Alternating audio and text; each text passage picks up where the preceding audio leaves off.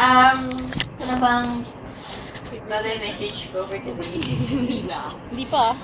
Basta, ang masasabi ko lang, grabe. Sobrang thank you. Never-ending thank you para sa inyong lahat.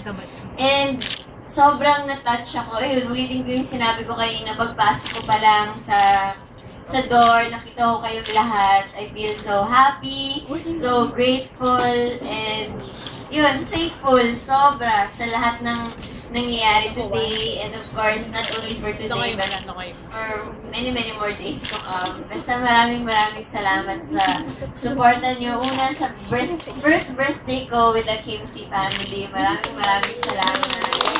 Sobrang nag-enjoy ako. Napakanta pa ako dito. Nagulat ako lahat ng emotions na nagkita for today.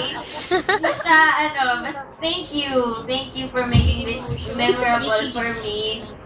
And yun, salamat sa lahat ng mga regalo, sa efforts nyo, sa mga videos, nagpadala ng mga and yun, nagpadala ng mga videos. Video greeting. Yung nag-video greeting din, maraming salamat.